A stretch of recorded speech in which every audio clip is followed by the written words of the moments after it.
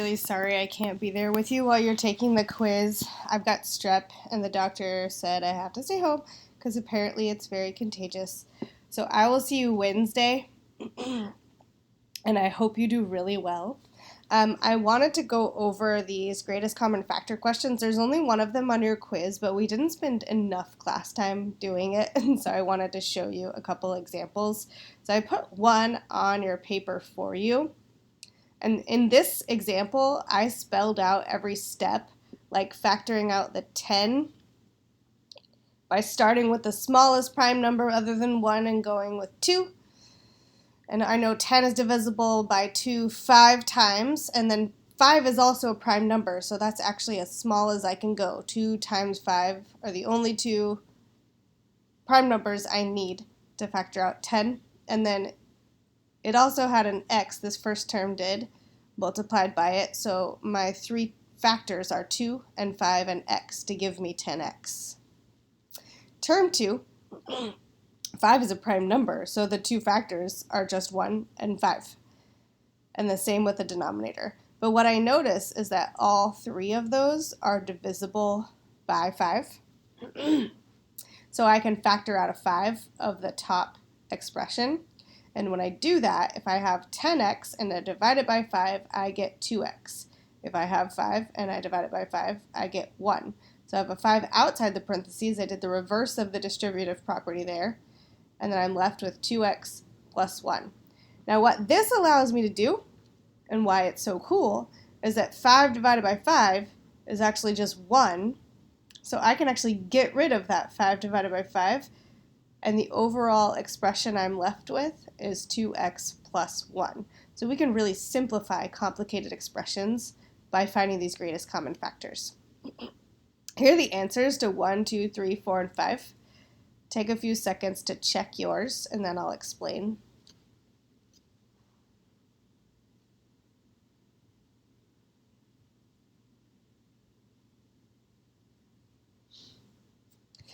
Okay, this first one,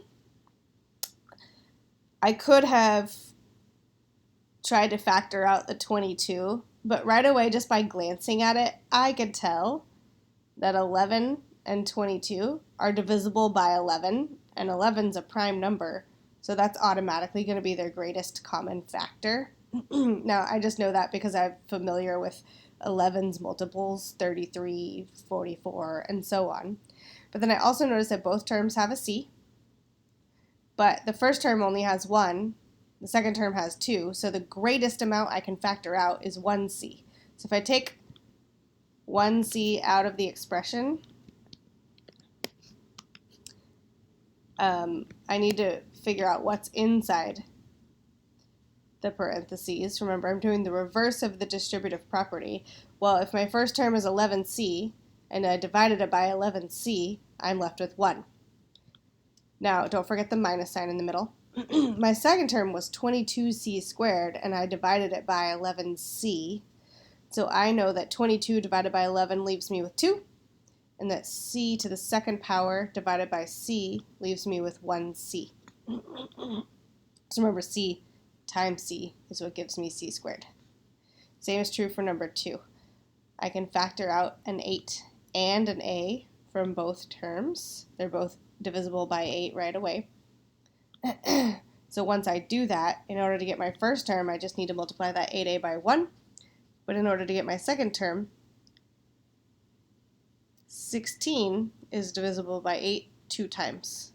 And that's the answer. And I guess you could even simplify that further if you wanted to by adding the 1 and the 2, but you don't have to. Number 3, this is more like those two. No, not those two. That one example I showed you.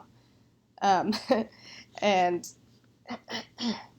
again, I could go through the process of taking each number and finding its greatest common factors by looking for prime numbers inside it. But if you just look at this, 2 and 4 and 2 are all divisible by 2. And in fact, I'm going to give you a hint. The denominator is usually some kind of clue as to what the greatest common factor is going to be in questions like this. And I also noticed that every single term has an x in it, so I know I can factor out at least one x. So if I factor out a 2x, again, my first term is 1. I'm starting to see a pattern here. But my second term is going to be 2x to the second power, because 2 times 2 gives me 4. X to the second power times x gives me x to the third power. Then once I've factored that out, I realize that this 2x divided by 2x can cancel each other out. I can get rid of them, and I'm left with just what's inside the parentheses, or 1 plus 2x squared. The same is true for 4 and 5, but rather than explain them, I'm going to let you look at them for a second and see if you can figure out.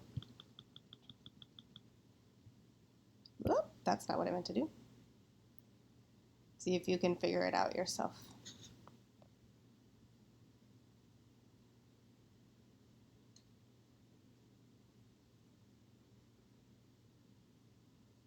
So you notice that what's inside this parentheses is what became my answer.